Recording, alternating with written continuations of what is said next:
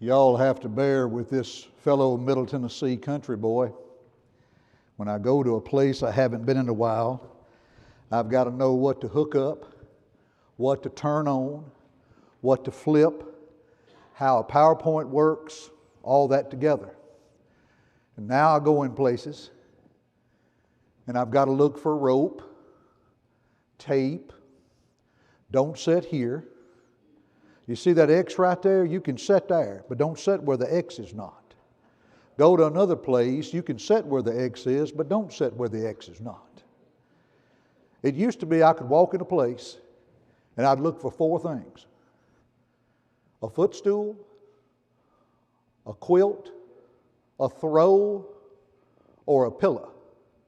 If I saw any one of the four, I just moved on to the next row. Now I got to look for all those other things. But I finally got it solved. I just go and sit on the front row. Nobody sits on the front row unless they need to come forward later. And then I'm standing. Good to be with you. I'd like for you to begin with me thinking about Luke, the 24th chapter, verses 44 through 47. It's the account of Jesus giving the Great Commission according to Luke. I love that one because in that Jesus said that repentance and remission of sins would be preached in His name among all nations beginning at Jerusalem. And how that through Moses and the prophets and the Psalms, the things concerning Him, they would understand. Covers everything. When we then move from Luke 24, we go to Acts chapter 1 to where the apostles are told to return to Jerusalem. And then the day of Pentecost comes, they're in Jerusalem. And in Acts 2, verses 9 through 11, there are a list of nations that have come to Jerusalem for Passover, for Pentecost rather, all that. When you take a look at that and you see all those nations, and it concludes in Acts chapter 2, verses 9 through 11, that they heard the wonderful works of God. They were coming that day as Jews, but they were going to go back, many of them, as disciples. They were going to go back home to where they were from. They were going to embrace the invitation of the gospel. They were going to accept the repentance and remissions of sins through obedience to the gospel. They were going to obey the gospel there in Jerusalem, but eventually they would go back home.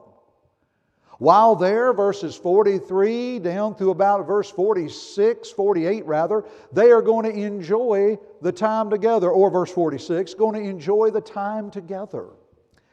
They are going to embrace that. They are going to sell possessions. They're going to help those who came, who wanted to stay a while.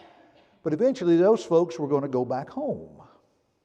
And when they go back home, they're going to take the gospel that they heard. We stay in the book of Acts, and you see a lot of good things happening in Jerusalem. But then in Acts chapter 7, there's the death of Stephen, and the church was really hurting. In Acts chapter 8, Saul took advantage of that. He started putting men and women into prison. The Bible says that they that were scattered abroad went everywhere preaching the word. And so here we find now they're scattered abroad. You know, that's not a bad name for a network of podcasts that I think about it. They went out to preach, went out to teach. Saul, that problem maker in Acts chapter 9, when Jesus appeared to him on the road to Damascus, told him what to do, told him to go in the city and he'd be told what to do. Then Saul, as we know sometime later, became the Apostle Paul, but Saul was that messenger unto the Gentiles. When you take a look at our forefathers, our brothers and sisters in Christ in those early days, we can't help but to see that such a zeal and such an excitement, and if you will, social media made it happen in the first century. They were social with others. Philip could speak to a group in Samaria just as easy as running to a chariot on the road of Gaza. There were those to whom they could enter into the synagogue and reason and reach, and then some along the riverside. Social media, they were social, they interacted. And the media, they had the best media. What's another word for media? How about news? They had the best news in the world, the gospel. Now, to quote the late Paul Harvey, here is the rest of the story. Colossians 1 and verse 23. Paul reminded them to be grounded and rooted. Paul reminded them of the hope of the gospel that they had in their lives, which you have heard and which was preached to every creature under heaven. They got the word out. They carried it forth. There was nothing electronically. There was nothing fancy. They simply were disciples, were Christians who told others about Jesus Christ. And they were able to get the gospel out through all the world. Brothers and sisters, ladies and gentlemen, if there is a time now that we can get the gospel to all the world with every advantage and everything that we have before us, it is now. With internet, the things that I'm going to share with you shortly, I have a little fun because I tell a lot of folks that I might be talking language above your raisin, but I promise you we'll be walking together with it to embrace what is out there. The International Gospel Hour you are familiar with. I want to introduce you to a handful of people. That fellow on the left is talking to you live. I get to talk about his wife. Sister Christopher asked me where my wife was. She couldn't make it with me. And I'm embarrassed. I had to ask who she was. And I know Pam. But folks, have you noticed these masks that we're wearing that we only see half of each other, and sometimes you got to ask who it is? Can I take a quick survey here? I'm going to take a survey that I'm going to get 100% response. Watch. Jonathan, you ever get 100% response? I'm going to get 100% response. How many of y'all are ready to get rid of those face masks? Those of you who didn't raise your hands, you're just shy, okay? You know, I will say this. On a cold winter day when that wind's whipping, they do come in handy. May have to hold on to a couple. But Pam was asking me about my wife, Renita, and when I talk about our staff, she's told me, don't you put my picture up there. Now, I'll start it and you all finish it. This is a Bible class. We're interactive. Are you ready? Happy wife, happy life. You got it. But I can brag about her because she's not here. Well, Brother Archey, are you concerned somebody will tell her? Well, somebody will text her within 30 minutes and say, Jeff was talking about you. She works on our newsletter. She addresses our website. She keeps those things updated that people want to know more about the gospel. She is truly a blessing and a help to me. Now, before I talk a little bit more about our staff, if you are not aware of the history of International Gospel Hour, we've been on the air 87 years. Moments ago I put up since 1934. When a young preacher walked into a radio station in Hot Springs, Arkansas and wanted to do a radio program. Folks, in 1934, radio was still in its infancy. But V.E. Howard walked in. Station manager didn't think it would go over, but Brother Howard said give it a try, and it did go over. And we've been on the air somewhere, somehow, for 87 years. After Brother Howard, you may know this name. Winford Claiborne. I love Brother Winford, knew him personally, counted him as a dear friend. Brother Winford was the voice of the International Gospel Hour for about 20 years. After Brother Winford, it was Jody Apple. Then I came on board last year in 2020. Let me pause here, and when we dismiss, let me get to the table in the back. But I came across some lessons by Brother Claiborne, and on these CDs you will have 4 15-minute lessons. So if you'd like to have one and take it with you and enjoy it and hear Brother Claiborne again, we brought those. Brought some little writing pads, brought some information about the International Gospel Hour, postcards, just some small things, and I'll have it on the table back there, and you can help yourself as you'd like. If you fail to get one, let me know and I'll get you one. But just wanted to bring those things along to you. To the far right, when an individual will call in and request material, just like this morning, the gentleman in Allenville, Kentucky, who can't get out of his house, but he heard our broadcast on WSM, he will send us a message and Van Sprague will fill that request. When there are those that request material, about one individual every 26 hours will contact us wanting material. Van will fulfill that request. And in the middle there, you see 3 pictures. The one on the bottom right, Brian Cirillo, I'm going to talk about him in a little bit. But the gentleman in the center is Jay Webb, who lives just down the road in Huntsville. And Jay is our announcer. And the gentleman in the upper left-hand corner is Chuck Richardson, who was hired by Brother Howard over 40 years ago.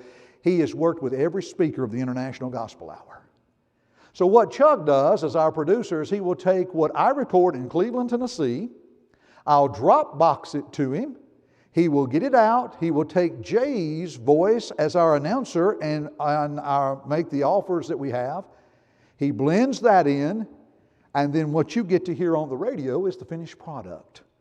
Have a great staff and a great crew that works with us. Now, just down the road a little bit is a place you might be familiar with, the West Fayetteville Church of Christ. Matter of fact, Brother Van Massey said, be sure to let the brethren and the elders especially at East Hill know we're excited about the opportunity this year of working together in the area-wide meeting. They are excited about this, brethren. Many of you may know these gentlemen from left to right, Van Massey, Steve Jefferson, Gerald Todd. Matter of fact, they were over here a couple of weeks ago for your Christian service work and the Christian Service Day. And they are a great encourager to our work, and it's great to have their oversight. I share this because I want folks to know that this is a congregation that is fully behind the work that we do. And here is an eldership that oversees the work, and that puts brethren at ease, knowing that our work, serving under a sound eldership, and they are looking forward to the best that we can give. And they support our work tremendously. And I may share a little bit of that as we go along. Now, I like to stop right here because if I don't put this slide up there, I'll keep going. Does anybody have any questions or anything that I have mentioned? Now, again, this is Bible class. And if you have a question, I'll gladly entertain it. So anybody have a question so far? I have a question. Can everybody hear me all right?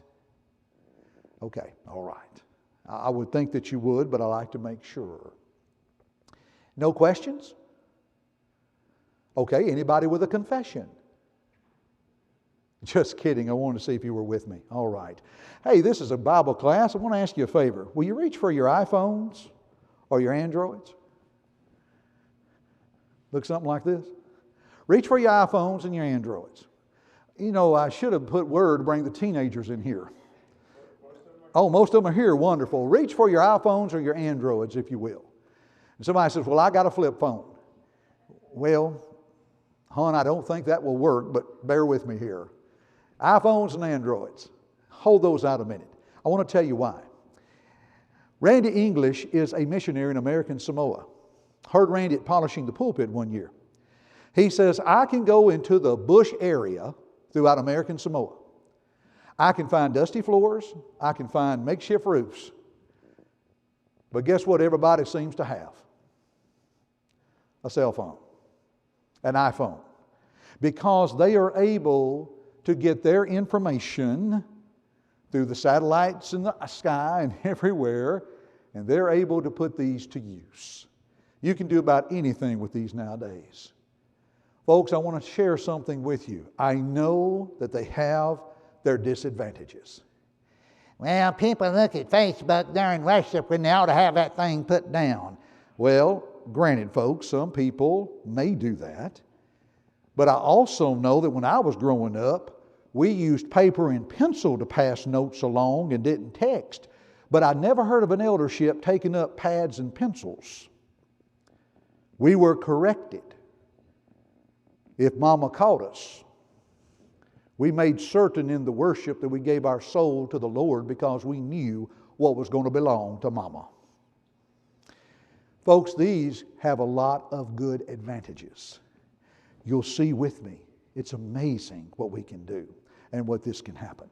Here are questions that I have. Where can we hear your broadcast? You can hear our broadcast here in Pulaski over these three options. These are over-the-air stations, WSM 650 in Nashville. Let me tell you something kind of neat.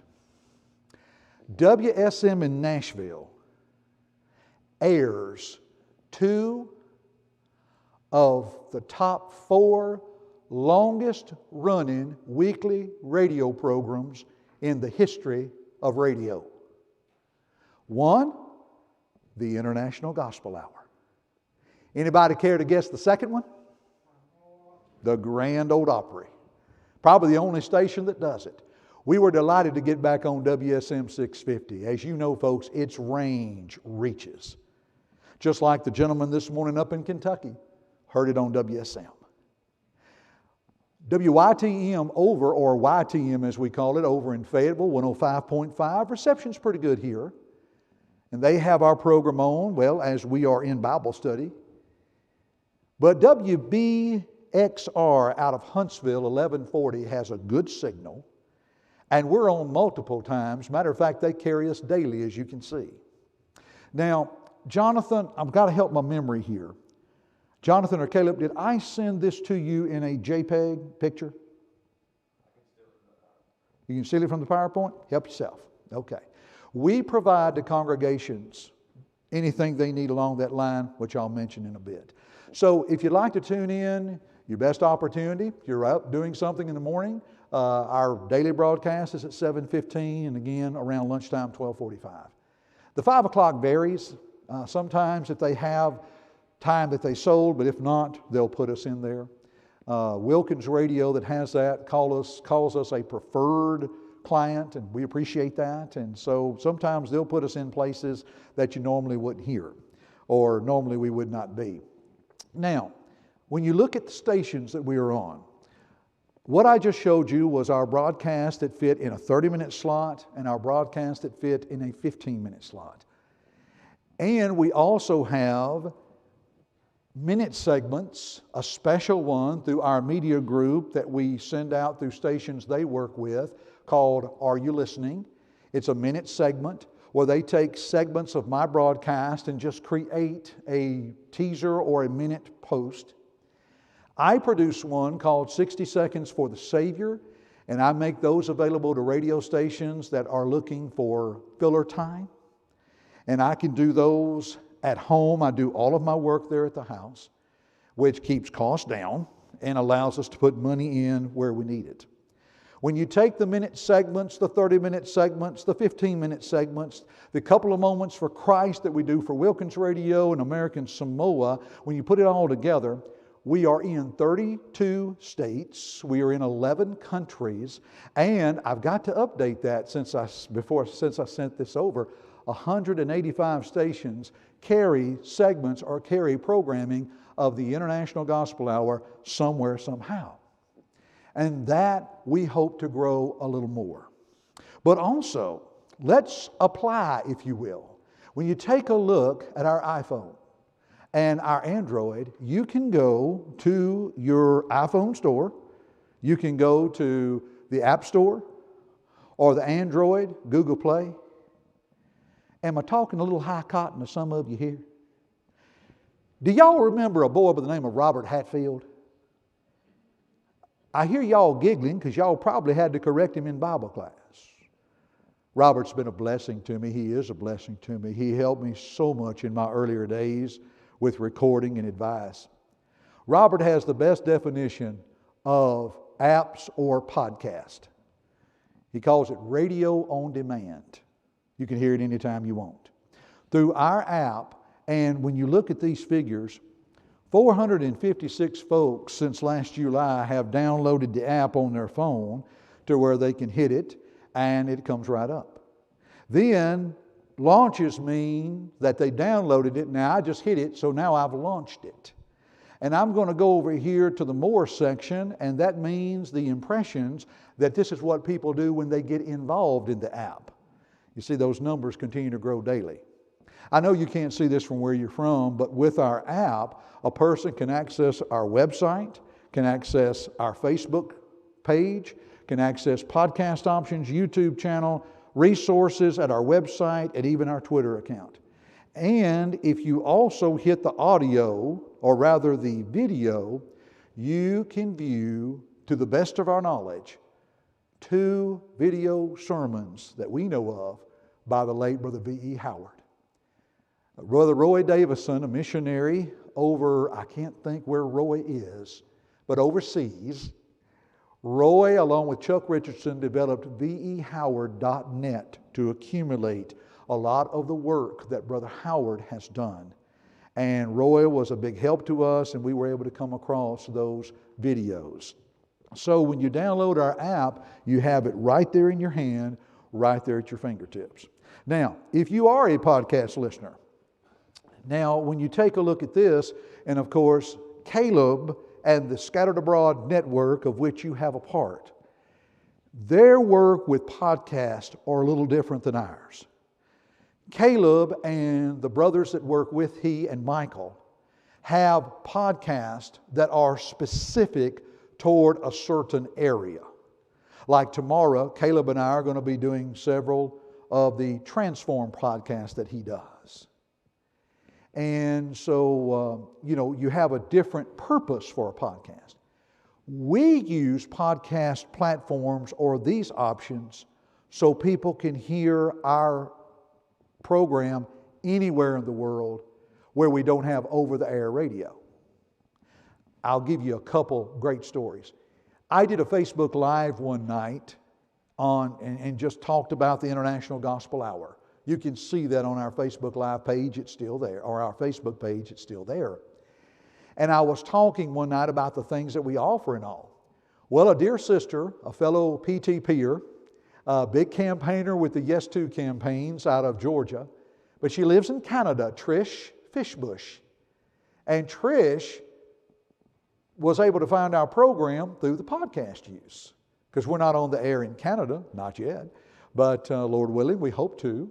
And so anywhere in the world, people can hear our broadcast by going to one of these podcast options. Now, Brian Cirillo. Brian is a deacon in the church at the Saudi congregation over near Chattanooga. And Brian is their IT guy, and Brian works in uploading the sermons of their preacher, Joel Danley. And then they're able to go out into these podcast platforms. We felt it was worthy to bring Brian on, and so Brian now works with us, and in essence, Brian is managing 8 radio stations for us, if you will. But look at the power and look at the use. So if you have a certain area that you like to listen to podcast, you listen to Scattered Abroad. Anytime you want to listen to a Scattered Abroad message, it's there available anytime. It's the same way. We make our radio broadcast available anytime. And so by doing this, we try to expand. There's been over 10,000 hits of people going. That's not a lot when you look in the world of podcasting, but our aim is to use this as an option for people to hear us anywhere. And so we're not looking to break podcast records. We want to be able to be available anywhere in the world, anytime. And for this, we're grateful. Now, let's talk about social media, because we might as well. In the first century, they were social. They took the good news. While you're there with your phone, if you are on Facebook, follow us at International Gospel Hour. As a matter of fact, a few of you shared my announcement that I was coming to Pulaski. Several of you shared that on your Facebook page to let people know. And thank you for that. You can go to Instagram, go International Gospel Hour, follow us there. Twitter is our, HOUR_gospel. And so we use these tools to keep people informed of our work. Whereas we still send out a quarterly newsletter, we make that available email or snail mail. You can actually go to Facebook anytime and keep up with the latest. And there are little extra things that we have implemented at International Gospel Hour. Here's one.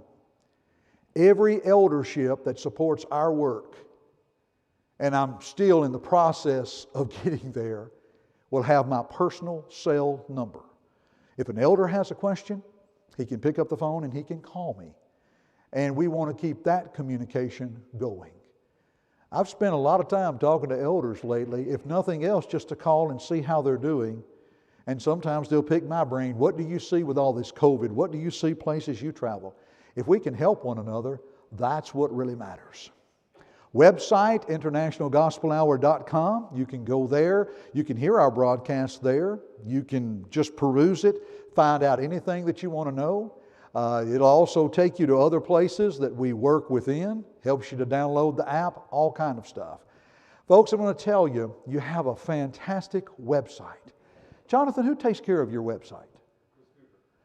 Where are you, Chris? Chris, thank you. The number one decision that a person makes when they are going to move somewhere or travel somewhere to find out about the church, guess what the one thing is they look at? They go to the website.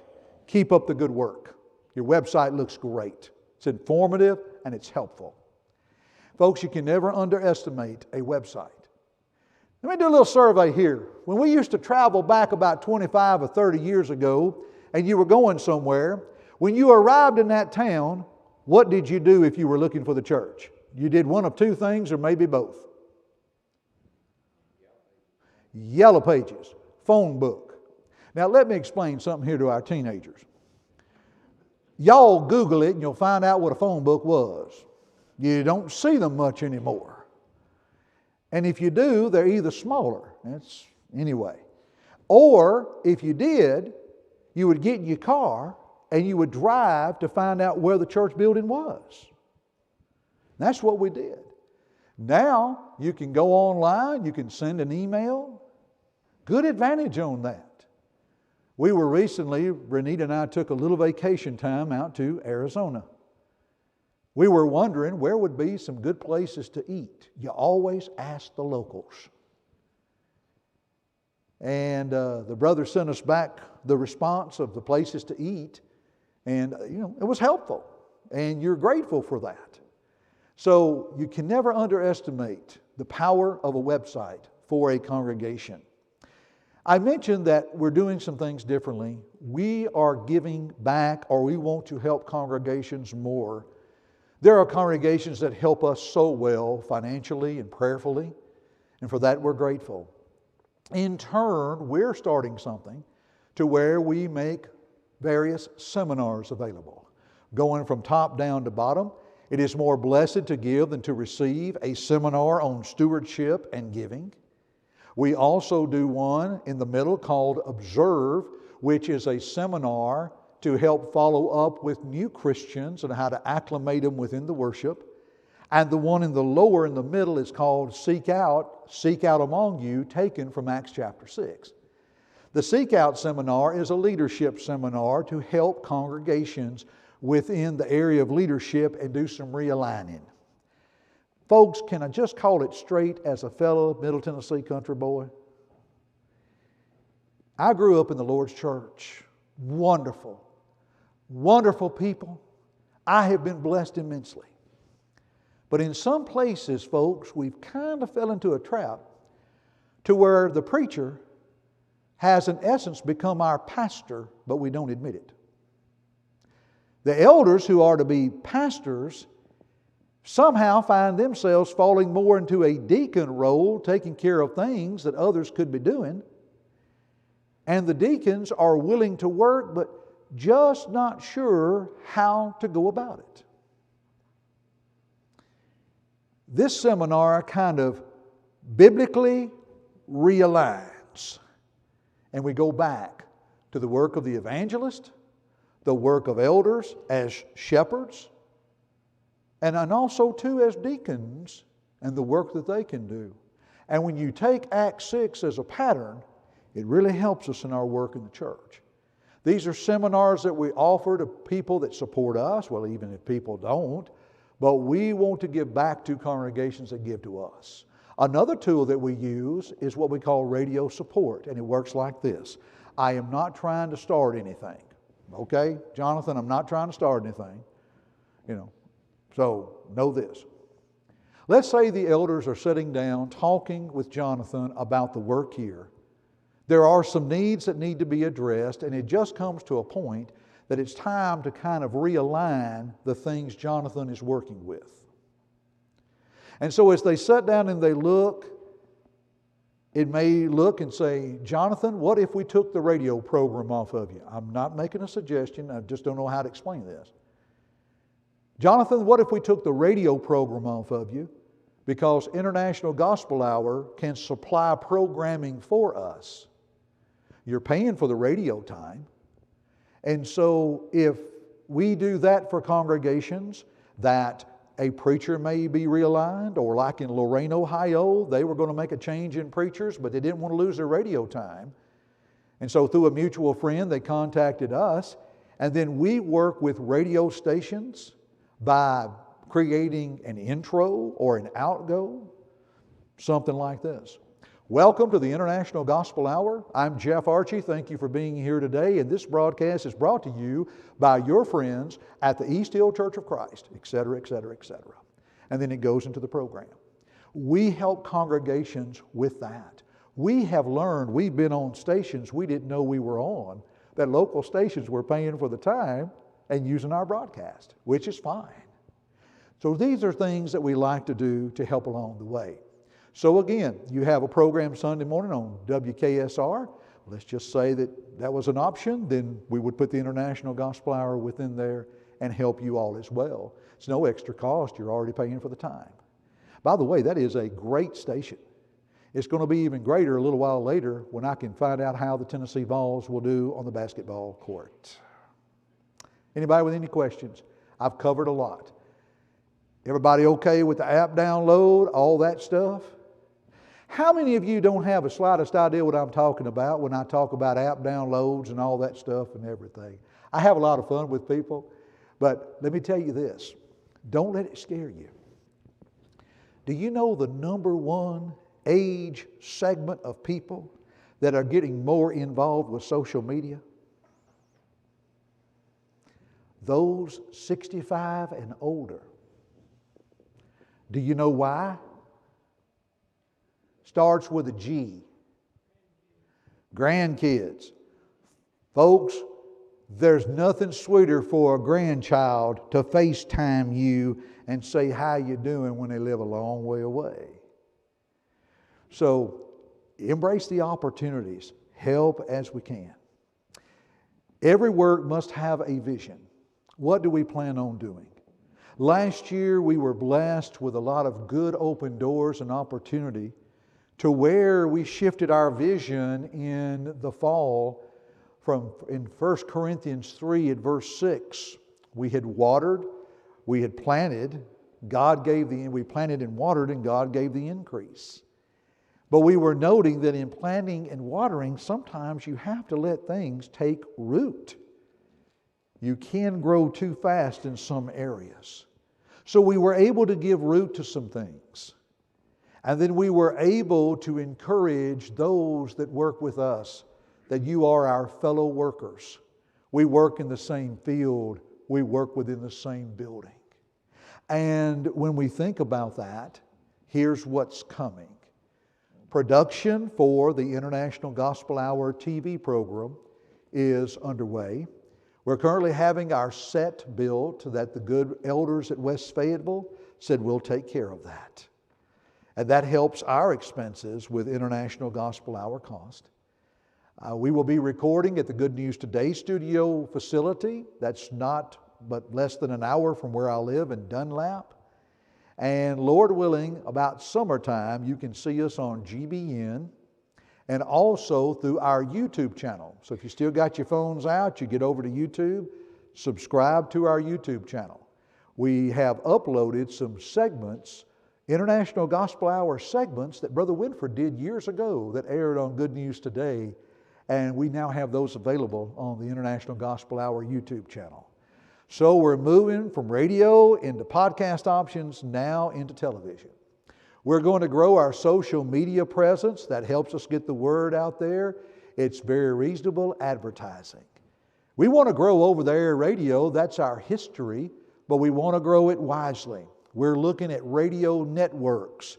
It's like this. You can buy one time at a station, and then if you get into networks, the more stations you have, the lower the rate.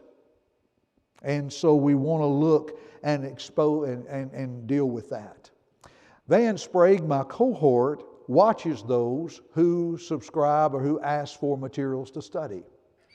If Van sees a trend of people who like to call in often, and sometimes he'll pick one at random, he'll call to see if they'd like to do a Bible study by mail or a Bible study by phone. And if he gains the interest, he'll ask, would you like for somebody local to study with you? And we've had 2 or 3 that say, yes, we're still early in this work.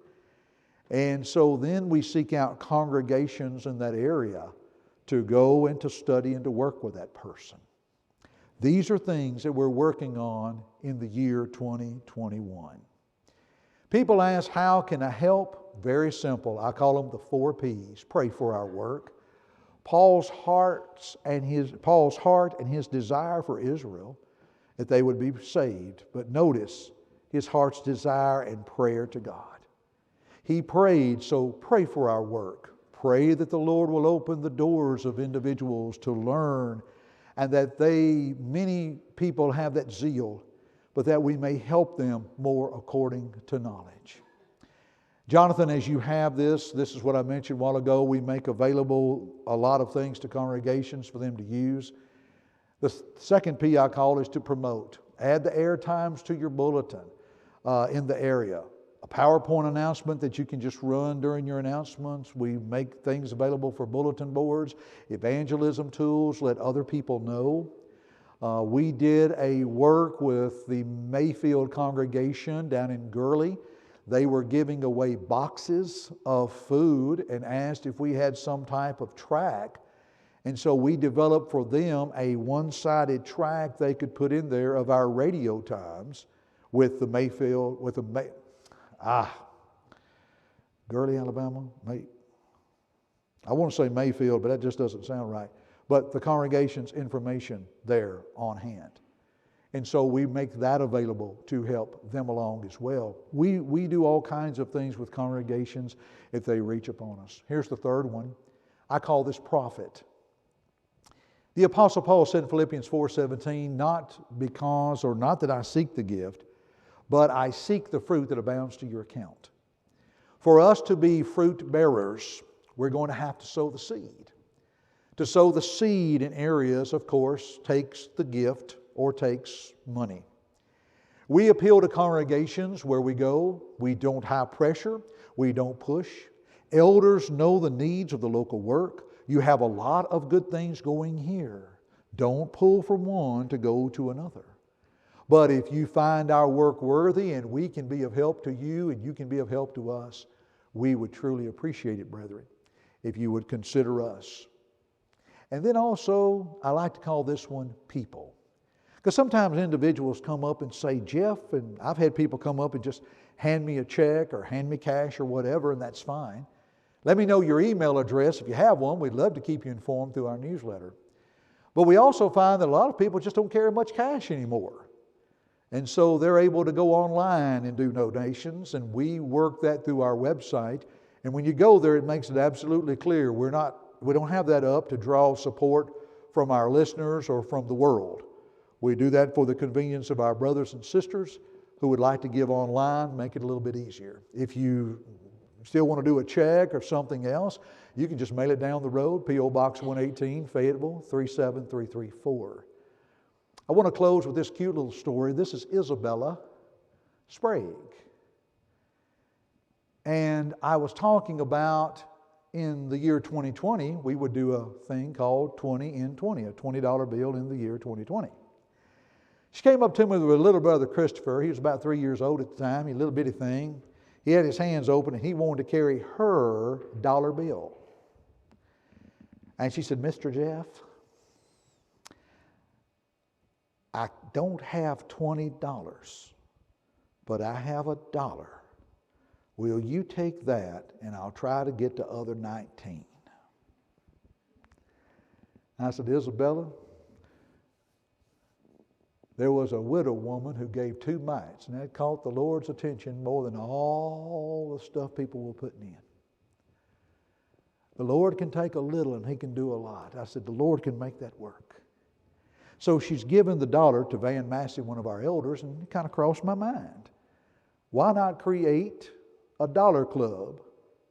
And I tell this because children will come up and they will give me $1, and I tell mom and dad and grandma and grandpa, and I explain to them, they're not just going to go up and give that strange man who they don't even know $1. Explain to them what evangelism is, what we're doing and everything. I've had children come up to me and hand me dollars. I've had children come up to me and fling dollars at me and then go hide behind mama. The sweetest story was when I told this at the Spiritual Sword Lectureship. And when I went over to get my briefcase afterwards, somebody had laid a $20 bill in my briefcase and said she got the other 19. And I thought that was cute. I never knew who did it, not going to ask, kind of ruins it for them. But these are things, those are the 4 P's of how folks can help us along. East Hill, I appreciate you and I thank you. It's good to be with you. It's been a number of years since I've been here, and I look forward to coming back in about 6 or 7 years for a gospel meeting. And I hope when I come back, there will be no mask in this assembly. Would you agree? Let's have a word of prayer. Father, thank you for the good work here at East Hill. Thank you that we could come together like the church of old to report, to rehearse all that God has done with us. Thank you for the work they do. Thank you that we can talk about the International Gospel Hour and its work. And Lord, if you open the door for us to continue and to co-laborer together, then Lord, let it be. But Father, if we can press onward and do the work of the kingdom wherever it may be, bless us and be with us. This congregation's got a lot of good things going, good things coming up. Bless them and strengthen them in the name of Christ. Amen.